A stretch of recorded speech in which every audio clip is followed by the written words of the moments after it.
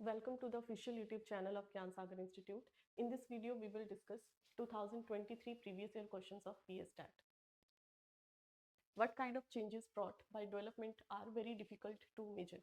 इनमें से कौन से किस टाइप के चेंजेस हैं डेवलपमेंट के जो डिफिकल्ट होते हैं मेजर करने में? ठीक है, मतलब जिन चेंजेस को आप क्या कर सकते हो, मेजर नहीं कर सकते हो। तो डेवलपमेंट का जो प्रोसेस है, ठीक है, इसमें आप मल्टीपल टाइप का डेवलपमेंट पढ़ते हो जिसको आप होलिस्टिक डेवलपमेंट भी बोल सकते हो, जैसे फिजिकल हो गया, कॉग्निटिव हो गया, सोशल हो गया। तो इसमें जो आपके चेंजेस हैं वो दो पार्ट्स में डिवाइड होते हैं, कुछ क्वालिटेटिव होते हैं, कुछ क्वांटिटेटिव होते हैं। क्वालिटेटिव चेंजेस जो क्वालिटी के बेस्ड पे होंगे और जो क्वांटिटेटिव चेंजेस हैं जो किसी न्यूमेरिकल टर्म्स के बेस पे होते हैं, न्यूमेरिकल टर्म के बेस पे होंगे और ये क्वालिटी के बेस्ड पे हैं, बेस पे होते हैं। ठीक है, क्वालिटी के बेस पे क्या होगा, जैसे उसका सोशल डेवलपमेंट कैसा है, उसका माइंड का डेवलपमेंट कैसा है, कॉग्निटिव डेवलपमेंट, उसका इमोशनल डेवलपमेंट कैसा है, और जो न्यूमेरिकल है उसमें आप क्या ले सकते हो, फिजिकल डेवलपमेंट, फिजिकल डेवलपमेंट जिसमें हाइट आ सकता है, जिसमें वेट आ सकता है। ठीक है, तो यहाँ पे कौन से चेंजेस हैं जिसको आप क्या कर सकते हो, मेजर नहीं कर सकते हो, तो वो फर्स्ट ऑप्शन होगा क्वालिटेटिव चेंजेस। ठीक है, अगर आपको किसी का कॉग्निटिव बिहेवियर जानना है, डेवलपमेंट के बारे में जानना है कि वो कितना डेवलप है कितना नहीं है, उनको मेजर करना बहुत डिफिकल्ट होता है। लेकिन जो न्यूमेरिकल टर्म्स में है, जैसे हाइट नंबर के बेस पे इंक्रीज होती है, 5 इंच है, 5 फीट है, 6 फीट है, और जो वेट है वो भी आपका न्यूमेरिकल टर्म्स में आता है, तो इनको आप इजीली मेजर कर सकते हो। तो ऑप्शन नंबर ए इसमें करेक्ट होगा।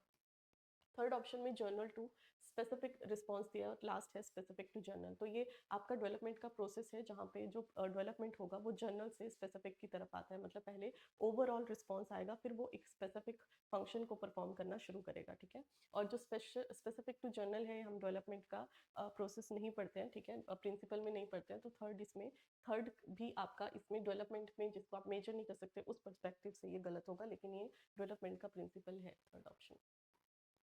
The law of heredity are propounded by, जो लॉज हैं हेरिडिटी के वो किसने दिए हैं? तो हेरिडिटी जो टर्म है इसमें हम पढ़ते हैं कि वो करेक्टर्स जो हमें पेरेंट्स से मिलते हैं बाय बर्थ, ठीक है, इनेट करेक्टर्स होते हैं, मतलब करेक्टर्स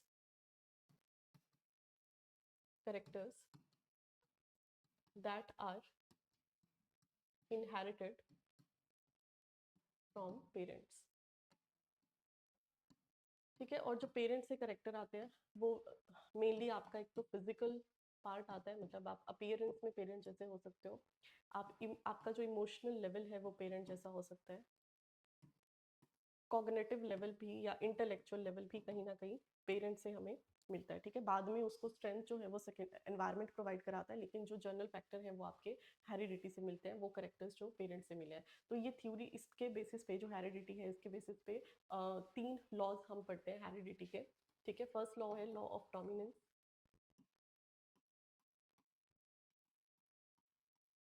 सेकेंड लॉ है लॉ ऑफ सेग्रीगेशन, और थर्ड लॉ है लॉ ऑफ इंडिपेंडेंट असॉर्टमेंट।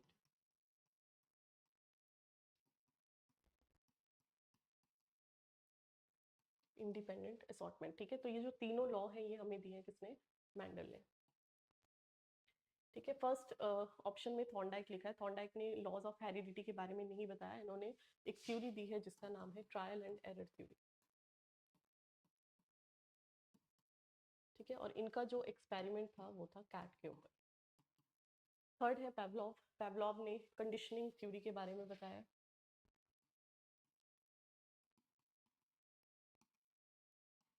ठीक है, जिनका एक्सपेरिमेंट था डॉग के ऊपर। और लास्ट है स्किनर, जिन्होंने ओपरेंट कंडीशनिंग के बारे में बताया, ओपरेंट कंडीशनिंग, और इनका एक्सपेरिमेंट था माइस के ऊपर।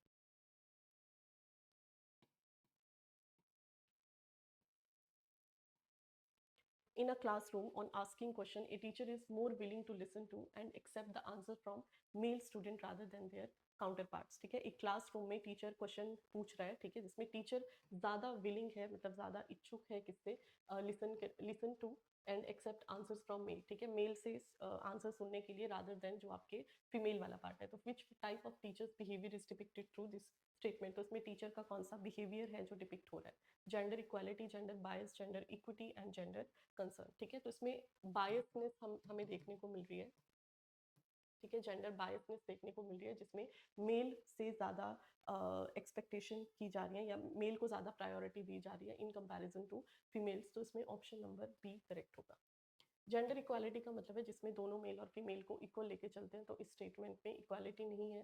थर्ड है जेंडर इक्विटी, इक्विटी का मतलब होता है उनको सेम रिसोर्सेज या अपॉर्चुनिटीज प्रोवाइड कराना, तो वो भी इसमें नहीं है स्टेटमेंट पे। और लास्ट है जेंडर कंसर्न, ये आपका मेल की क्या क्या करेक्टरिस्टिक्स होती हैं, फीमेल की क्या क्या करेक्टरिस्टिक्स हैं, उसके बेसिस पे चीज़ों को देखना, ठीक है, समझना, तो ये भी कंसर्न को भी नहीं बता रहा है। A person possessing well-developed verbal skills and sensitivity to sound of words could have a career as, एक पर्सन है जिसमें वेल डेवलप्ड वर्बल स्किल्स है, ठीक है। वर्बल स्किल्स का मतलब है कि लैंग्वेज से रिलेटेड कहाँ पे लैंग्वेज को किस तरीके से यूज़ करना है, ठीक है। सेंसिटिविटी टू साउंड, किस साउंड में उन वर्ड्स को बोलना है। और words could have a career as, उसका कैरियर जो है वो किस चीज़ में हो सकता है, साइंटिस्ट, एथलीट, स्कल्पचर और लॉयर, ठीक है। तो ऑप्शन नंबर डी इसमें करेक्ट होगा, ठीक है। जिनके पास वर्बल स्किल्स होते हैं, साउंड इंटोनेशन का जिनको पता है, राइज एंड फॉल कहाँ पे करना है वॉइस का, तो उनका करियर किस में हो सकता है, लॉयर में। फर्स्ट इसमें साइंटिस्ट ही है, साइंटिस्ट में वर्बल स्किल्स नहीं आएगा, इसमें आप ले सकते हो लॉजिकल वाला पार्ट, लॉजिकल इंटेलिजेंस ले सकते हो, ठीक है। एथलीट है मतलब वो अपनी बॉडी को फ्लेक्सिबली यूज कर सकते हैं, तो इनमें कौन सा इंटेलिजेंस हो सकता है, बॉडी काइनेस्थेटिक। और स्कल्पचर है, स्कल्पचर होता है जिसमें मूर्ति बनाई जाती है, ठीक है, तो उसमें डायरेक्शंस की नॉलेज होती है, विजुअल आर्ट्स की होती है, पैटर्न्स की होती है, तो इनमें हो सकता है स्पेशियल इंटेलिजेंस, ठीक है। और जो लॉयर हैं जिनको वर्बल स्किल्स की या साउंड की नॉलेज है, उनमें होता है लिंग्विस्टिक इंटेलिजेंस।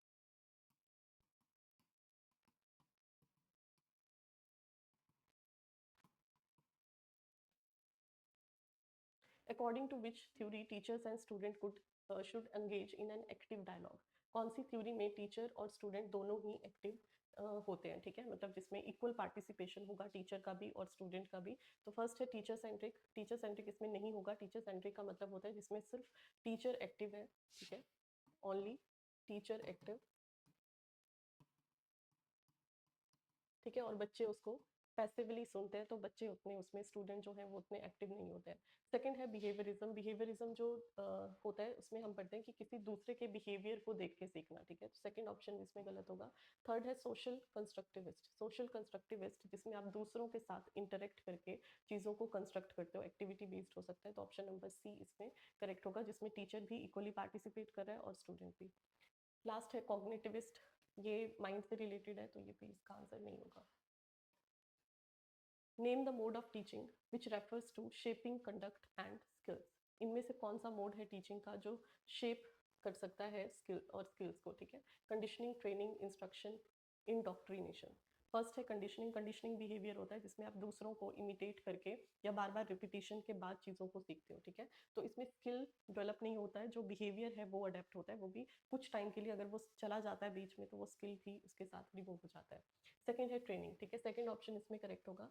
अगर किसी पर्सन को आपको शेप करना है, ठीक है, डिज़ायरेबल चेंजेस उसमें लेके आने, उसको मोल्ड करना है डिज़ायरेबल चेंजेस के साथ, और स्किल को डेवलप करना है, तो वो होता है थ्रू ट्रेनिंग, ठीक है।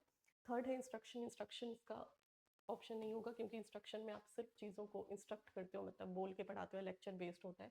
और इंडोक्ट्रिनेशन भी इसका नहीं होगा, ये आपका टीचर डोमिनेंट होता है जिसमें टीचर ही आपका पार्टिसिपेट करता है ज़्यादा, ठीक है, और जो चीज़ें हैं, नॉलेज है, फैक्ट है, सिर्फ वही उनको प्रोड्यूस करेगा, स्टूडेंट उसमें पार्टिसिपेट नहीं करते हैं।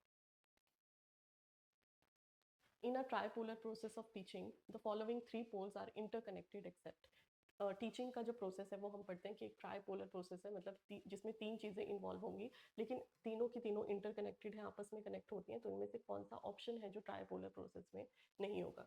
तो ट्राईपोलर प्रोसेस में तीन चीज़ें आती हैं, एक तो आएगा टीचर, एक आता है स्टूडेंट, और एक है subject matter,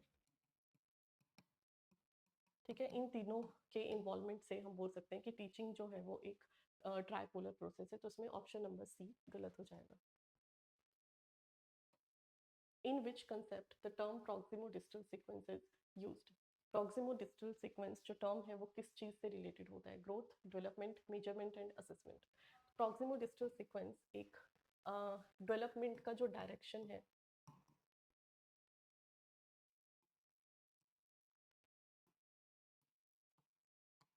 direction of development, दो तरह के डायरेक्शन देखने को मिलते हैं, ठीक है। एक होता है सिफेलोकॉर्डल सीक्वेंस,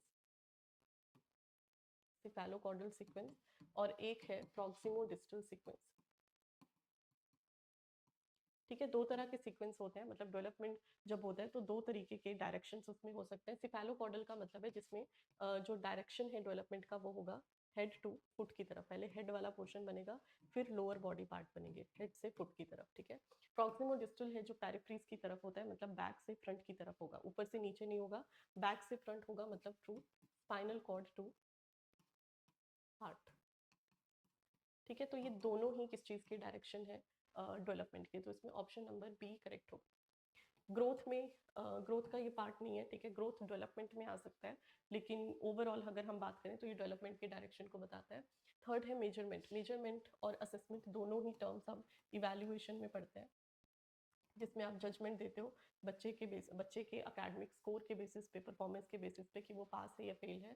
तो मेजरमेंट में आप न्यूमेरिकल टर्म्स में उसको इवैल्यूएट करते हो, मतलब जैसे मार्क्स के बेसिस पे, परसेंटेज के बेसिस पे।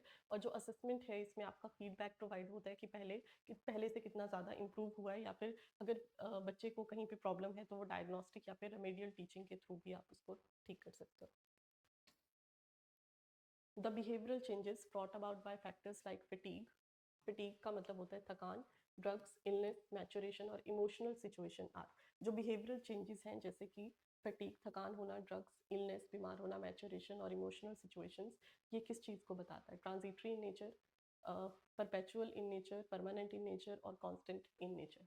इसमें फर्स्ट ऑप्शन करेक्ट होगा, ट्रांजिटरी। ट्रांजिटरी का मतलब होता है कि जो ज़्यादा लंबे टाइम तक स्टे नहीं करता। अगर आप थका हुआ फील कर रहे हो, अगर आप बीमार हो, तो वो एक टेम्परेरी चीज़ होती है, सिचुएशन होती है नेचर में, जो आगे चल के चेंज हो सकती है, तो ये ट्रांजिटरी आएगा। परपेचुअल और परमानेंट और कांस्टेंट, इन तीनों का ही मीनिंग क्या है कि वो हमेशा रहेगा, ठीक है। परमानेंट जो हमेशा रहेगा, परपेचुअल भी जो काफ़ी लंबे टाइम तक स्टे कर सकता है, और कांस्टेंट का मतलब है कि वो चेंज नहीं होगा। अगर आप थका हुआ फील कर रहे हो, अगर आप बीमार हो, तो आप वैसे ही रहोगे। तो ये तीनों ही स्टेटमेंट इसमें गलत है। A child as a problem solver evaluate the truth. Which kind of thinking is used by the child? Child अगर किसी प्रॉब्लम को सॉल्व कर रहा है, ठीक है, और इवैल्यूएट कर रहा है किसी ट्रूथ को, ठीक है, प्रॉब्लम को सॉल्व करके उसने सॉल्यूशन निकाला, तो वो किस तरीके की कौन से काइंड की थिंकिंग के बारे में बता रहा है? Logical thinking, aesthetic thinking, creative thinking और रीजनिंग थिंकिंग। तो कोई भी अगर प्रॉब्लम सॉल्विंग है, ठीक है, तो वो किसका पार्ट आता है? लॉजिकल थिंकिंग में, जिसमें आप अलग तरीके से इनोवेटिव आइडिया से क्या करते हो, किसी भी प्रॉब्लम को सॉल्व करते हो, तो वो बताता है लॉजिकल थिंकिंग को। एस्थेटिक थिंकिंग का मतलब होता है जिसमें नए नए तरीके से आप उसको सॉल्व कर सकते हो। क्रिएटिव थिंकिंग का भी और रीजनिंग थिंकिंग, ये तीनों ही आपके सिमिलर टर्म्स हैं। Which type of reinforcement is given at varying intervals of time और after a varying number of responses? इनमें से कौन सा री इन्फोर्समेंट है जो आपको वेरिंग, मतलब वेरिंग का मतलब होता है जो कांस्टेंट नहीं है, ठीक है, जो चेंज होता रहेगा इंटरवल्स ऑफ टाइम, टाइम के अकॉर्डिंग चेंज होता रहेगा, after varying number of responses, अलग अलग रिस्पॉन्सेज के बेसिस पे। तो उसको आप क्या बोलोगे? फिक्स्ड रेशो री इन्फोर्समेंट, कॉन्टिन्यूस री इन्फोर्समेंट, फिक्स्ड इंटरवल री इन्फोर्समेंट, या फिर वेरिएबल री इन्फोर्समेंट। इसमें ऑप्शन नंबर डी करेक्ट है, जिसमें वेरिएबल, ठीक है, वेरिंग इंटरवल है, चेंज होता है, तो वो वेरिएबल री इन्फोर्समेंट है। कभी आज कुछ अलग तरीके से होगा, कल कुछ अलग तरीके से हो सकता है, ठीक है, तो उसमें चेंजेस होते रहते हैं टाइम के अकॉर्डिंग। फिक्स्ड का मतलब है कि वो सेम ही रहेगा, कॉन्टिन्यूस का मतलब है कि जैसा चल रहा है वो कॉन्टिन्यू रहेगा, और फिक्स्ड इंटरवल का भी सेम मीनिंग है कि फिक्स्ड जो टाइम पीरियड है आपका वो fixed. An elementary teacher organizes games and sports to encourage interaction among student in a group. The learning strategy used by teacher is. Elementary teacher जो है वो ऑर्गेनाइज कर रहा है गेम्स और स्पोर्ट, ताकि बच्चे में इंटरेक्शन हो सके, जो इंटरेक्शन है वो एनकरेज हो सके स्टूडेंट ग्रुप में। तो कौन सी लर्निंग स्ट्रैटेजी को बता रहा है? इंस्ट्रक्शनल, एनवायरमेंटल, कोऑपरेटिव और री इन्फोर्समेंट। तो जब आप किसी ग्रुप का पार्ट होते हो या ग्रुप में किसी चीज़ को करते हो, चाहे वो डिस्कशन है, चाहे वो आपकी फिजिकल एक्टिविटीज़ हैं, तो उसको बोला जाता है कोऑपरेटिव लर्निंग। ठीक है, इससे आप क्या सीखते हो? कॉपरेशन, दूसरे के साथ किस तरीके से आप कॉपरेशन के साथ चीज़ें कर सकते हो। इंस्ट्रक्शनल का मतलब है जिसमें सिर्फ इंस्ट्रक्शन बेस्ड होता है, ठीक है, ये अकेले भी हो सकता है, जिसमें टीचर एक्टिव हो सकता है और बच्चे उसको पैसिवली सुनते हैं। एनवायरमेंटल लर्निंग का मतलब होता है जिसमें आप एनवायरमेंटल फैक्टर्स में लर्न करते हो। और री लर्निंग का मतलब होता है जो अभी हमने पढ़ा, जो फिक्स्ड भी हो सकता है, वेरिएबल भी हो सकता है, जिसमें बिहेवियर या तो बिहेवियर इंक्रीज करता है, ठीक है, वो पॉजिटिव भी हो सकता है, नेगेटिव भी हो सकता है। According to Vygotsky, the difference between what a child can do on its or on his own and what can be accomplished with some assistance is referred to as जो वाइगॉट्स्की की थ्योरी है, ठीक है, social development पे, the differences between what a child can do, ठीक है, difference किस चीज़ में कि बच्चा जो है वो खुद से क्या कर सकता है और but can be accomplished with some assistance, या फिर जो दूसरा अगर उसको गाइड करेगा तो वो क्या कर सकता है, तो किस चीज़ टर्म को बताता है। तो सोशल डेवलपमेंट या सोशल कंस्ट्रक्टिविस्ट जो थ्योरी है वाइगॉट्स्की ने जो बताई है, तो उसमें उन्होंने बताया जोन ऑफ प्रॉक्सिमल डेवलपमेंट के बारे में, ठीक है। जोन ऑफ प्रॉक्सिमल डेवलपमेंट वो जोन होता है जिसमें बच्चा जो है वो खुद से कितनी चीज़ें कर पाता है, मतलब फर्स्ट वाला जो स्टेटमेंट है, ठीक है, कि child can do on his own, खुद से वो कितनी चीज़ें कर पाता है, उस जोन को बोला जाता है जोन ऑफ प्रॉक्सिमल डेवलपमेंट, ठीक है। अगर उसको और ज़्यादा चीज़ें सीखनी है तो उसको जाना पड़ता है किसके पास, जिसके पास ज़्यादा नॉलेज है, मोर नॉलेजेबल अदर,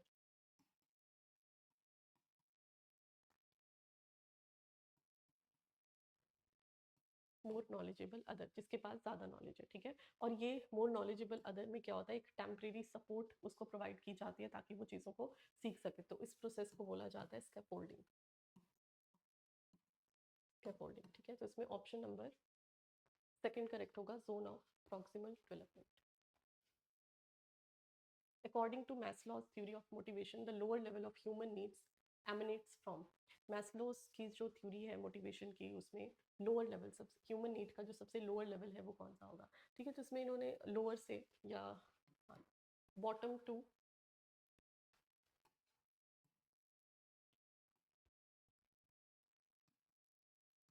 नीचे से ऊपर की तरफ, ठीक है, उन्होंने एक हिरार्की में समझाया कि जिसमें जो नीड्स हैं किसी ह्यूमन की वो किस तरीके से होती हैं, ठीक है। तो फर्स्ट अगर हम सबसे लोअर लेवल इसका देखें, ठीक है, मतलब जो सबसे मेन लेवल है जहाँ पे प्राइमरी नीड्स होती हैं वो होती हैं फिजियोलॉजिकल नीड्स, ठीक है। फिजियोलॉजिकल नीड्स में आ सकता है स्लीप, हंगर, थर्स्ट, ठीक है। इसके बाद आती है सेफ्टी नीड्स जिसमें सिक्योरिटी देखी जाती है, ठीक है। इसके बाद एक और आपका लेवल आता है जिसमें लव एंड बिलोंगिंग्स आता है। उसके बाद सेल्फ एस्टीम नीड्स आती हैं, खुद की सेल्फ रिस्पेक्ट होना, और सेल्फ एक्चुअलाइजेशन जिसमें वो इकोनॉमिक पर्पज से रिलेटेड होता है। तो सबसे लोएस्ट लेवल इसका कौन सा होगा, physiological needs. Radha has adequate intelligence and attend quality school with no hindrance but still has difficulty in calculation, ठीक है। जो राधा है उसकी एक adequate intelligence है, जो अटेंड करिए क्वालिटी स्कूल को बिना किसी रुकावट के, ठीक है, बिना किसी हिंड्रेंस के, तो वो still has difficulty in calculation, लेकिन उसको फिर भी डिफिकल्ट होता है कैलकुलेशंस में, लॉजिकल और मैथमेटिकल ऑपरेशंस में। तो किस टाइप की लर्निंग डिसेबिलिटी से वो सफ़र करती है, डिसलेक्सिया, डिस्कैल्कुलिया, डिस्क्राफिया, डेटोरेशन, ठीक है। तो अगर जो मैथमेटिक प्रॉब्लम से रिलेटेड जो डिसेबिलिटीज़ होती हैं, ठीक है, उनको बोला जाता है डिसकैल्कुलिया, मतलब कैलकुलेशंस में डिफिकल्टी होना। फर्स्ट है डिसलेक्सिया। डिसलेक्सिया आपका लर्निंग डिसेबिलिटी है जिसमें वर्ड्स को डिफ्रेंशिएट करना मुश्किल हो जाता है, जैसे डी को डी और बी में डिफ्रेंशिएट करना, या रीडिंग एंड राइटिंग स्किल्स में डिफ्रेंशिएट करना। डिस्क्राफिया भी आपका रीडिंग और राइटिंग से होता है, जिसमें आप मोटर ऑर्गन्स जो है वो सही से मूव नहीं कर पाते, ठीक है, हैंड राइटिंग सही नहीं होती है। और डेट्रियोरेशन है जिसमें ये कोई आपका डिसेबिलिटी में काउंट नहीं होता है, ये जनरल फैक्टर है जिसमें आप टाइम के अकॉर्डिंग कोई स्किल अगर डिक्लाइन हो रहा है, कोई स्किल अगर डिक्लाइन हो रहा है टाइम के अकॉर्डिंग, उसको बोला जाता है डेट्रियोरेशन। A learning strategy is a learning strategy क्या होती है, plan formulated by student to achieve a long term goal, ठीक है। फर्स्ट ऑप्शन ही इसमें करेक्ट होगा कि लर्निंग स्ट्रैटेजी जो पढ़ाई की स्ट्रैटेजी है, कि आपको जो लॉन्ग टर्म गोल है, आपको आगे चल के क्या करना है, उसको अचीव करने के लिए जो स्ट्रैटेजी फॉर्मुलेट होती है उसको बोला जाता है लर्निंग स्ट्रैटेजी।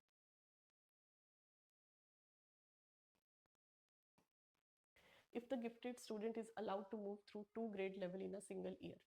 जो गिफ्टेड स्टूडेंट है, गिफ्टेड स्टूडेंट्स वो होते हैं जिनका हाई जो क्रिएटिव लॉजिकल वैल्यू होती है वो हाई होती है, ठीक है, या फिर ब्रिलियंट सेंस ऑफ ह्यूमर होता है उनका, ठीक है, वो कैब ज़्यादा होता है, ज़्यादा एक्टिव होते हैं दूसरे स्टूडेंट के कंपैरिजन में, तो उनको अलाउ किया जाता है कि वो मूव कर सकें 2 grade level in a single year. एक सिंगल ईयर मतलब या तो वो स्किप कर देंगे उसको, नेक्स्ट लेवल में एंटर कर जाएंगे, ठीक है, और to skip a grade level all together और टू एंटर हाई स्कूल और even college before the age of typically permit it stands for, ठीक है, जो अपनी एज है उसके आगे वो चीज़ों को कर सकते हैं, जैसे लेवल को स्किप करना या हाई स्कूल से सीधा कॉलेज में जाना, ठीक है, अपनी एज से पहले ही।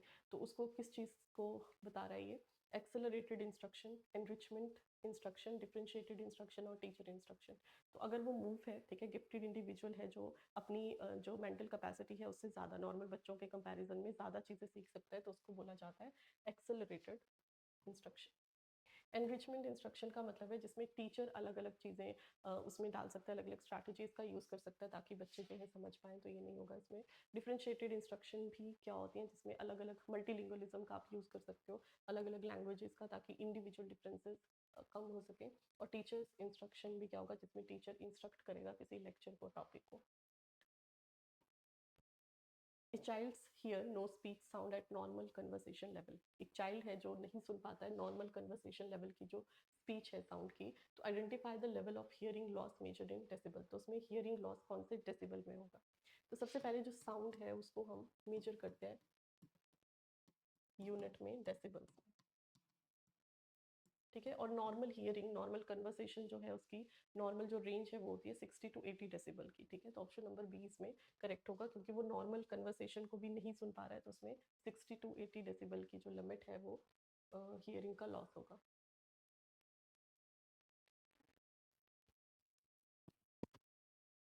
What is the premise of inclusive education? Inclusive education का क्या प्रीमाइज है? तो इंक्लूसिव एजुकेशन वो एजुकेशन होती है जिसमें हर स्टूडेंट जो है वो इक्वल अपॉर्चुनिटीज़ हैं उसके पास, कि वो हर तरह का अगर बच्चा है, चाहे वो डिसएडवेंटेज बैकग्राउंड का है, चाहे वो स्पेशल चाइल्ड है, किसी डिसेबिलिटी से है, तो वो इक्वल क्या कर सकता है, एजुकेशन ले सकता है।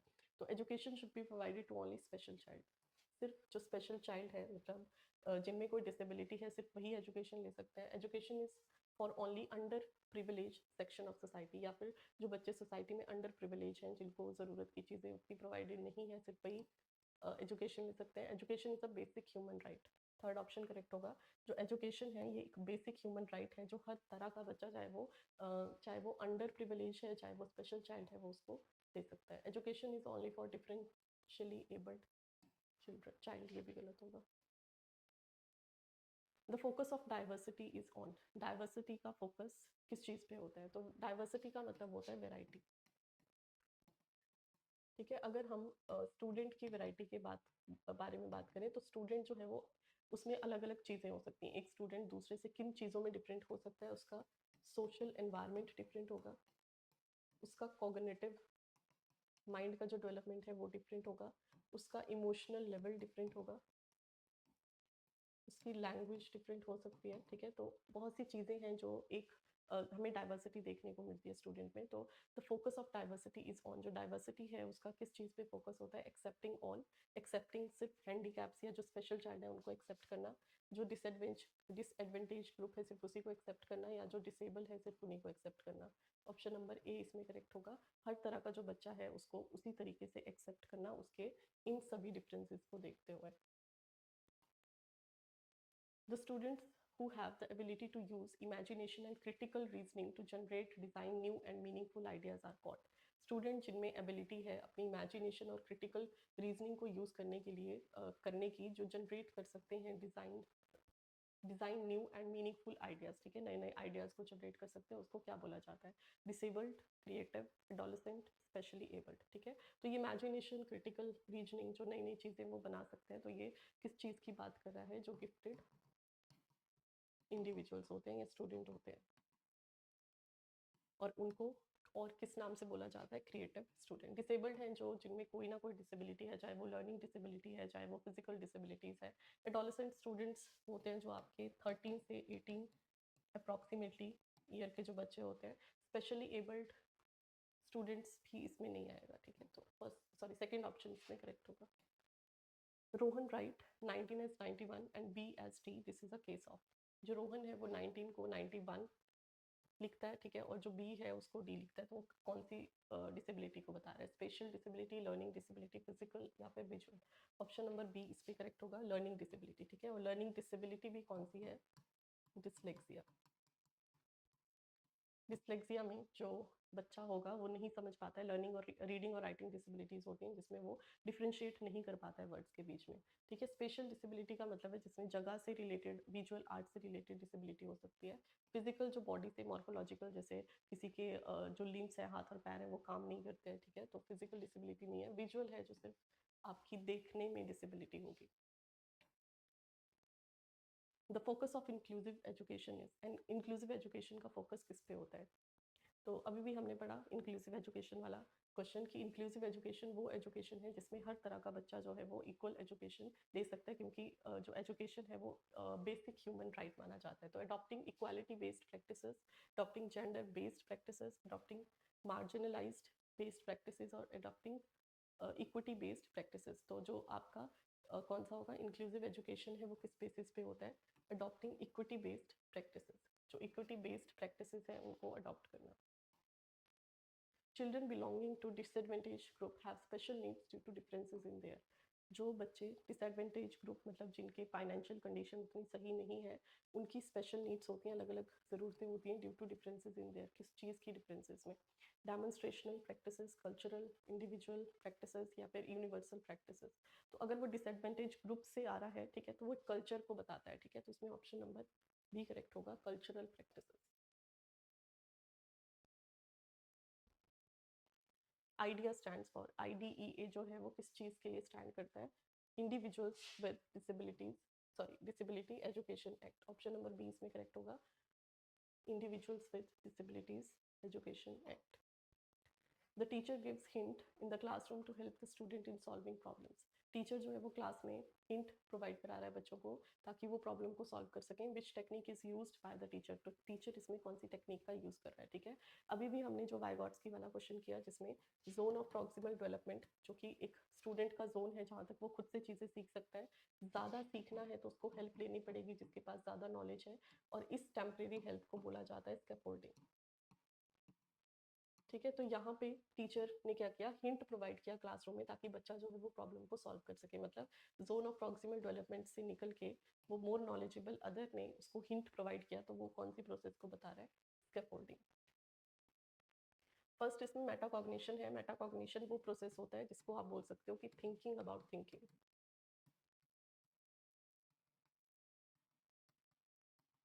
थिंकिंग अबाउट थिंकिंग इसका मतलब है कि खुद की ही थिंकिंग के बारे में दोबारा से सोचना, ठीक है, या जो चीज़ आपको पहले से पता है उसके बारे में दोबारा से सोचना, तो ये मेटाकॉग्निशन नहीं है। सेकंड है एसिमिलेशन। एसिमिलेशन का मतलब होता है एडिशन ऑफ न्यू इन्फॉर्मेशन। अगर आपको कोई नई इन्फॉर्मेशन पता चलती है उसको बोला जाता है assimilation,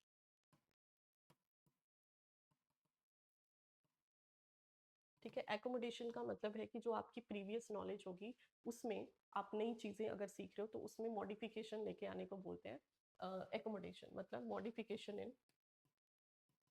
modification in previous knowledge,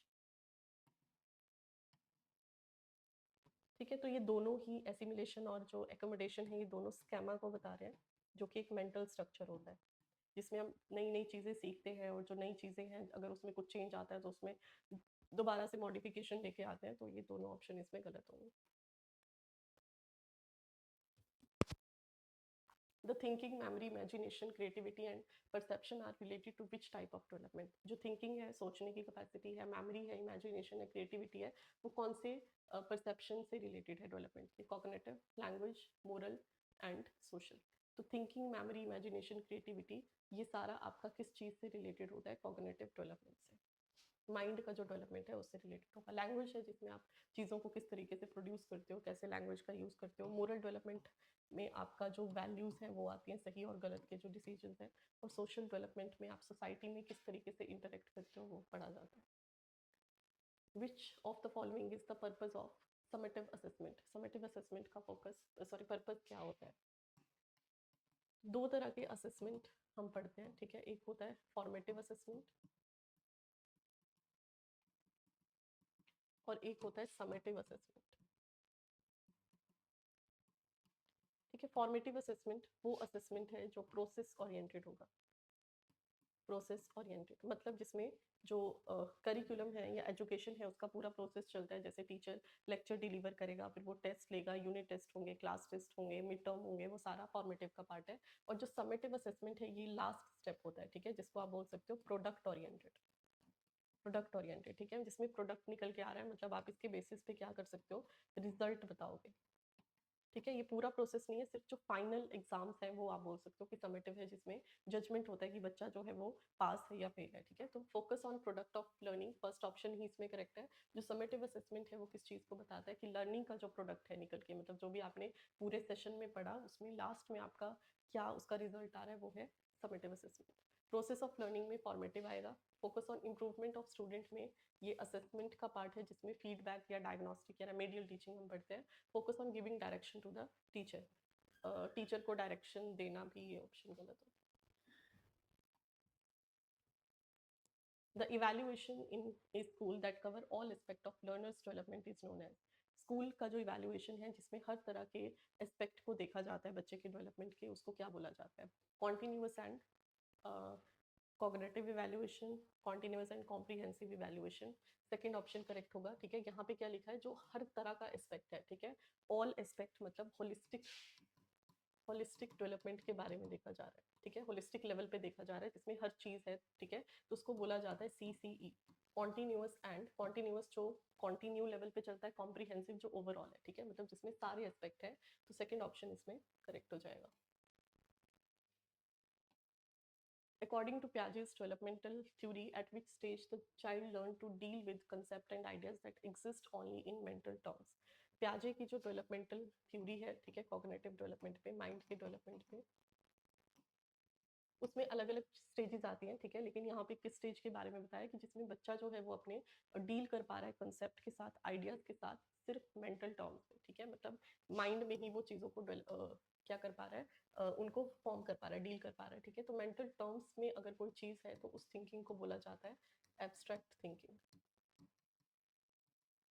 ठीक है। और जिसमें कॉग्निटिव थ्योरी में एब्स्ट्रैक्ट थिंकिंग जो है, जो इमेजिनेटिव पावर है, वो आपका डेवलप होता है जो लास्ट स्टेज है डेवलपमेंट का, जिसको आप बोलोगे फॉर्मल ऑपरेशनल स्टेज, ठीक है। सेंसरी मोटर फर्स्ट स्टेज आता है जिसमें बच्चा सेंसेस का यूज करके चीज़ों को सीखता है। प्री ऑपरेशनल में है जिसमें अभी रिवर्सिबिलिटी नहीं होती है, ठीक है, ई रिवर्सिबिलिटी होगी, ये लॉजिकल थिंकिंग नहीं होती है।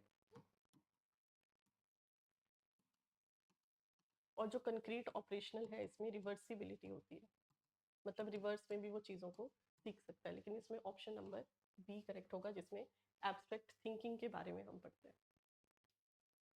Thanks for watching.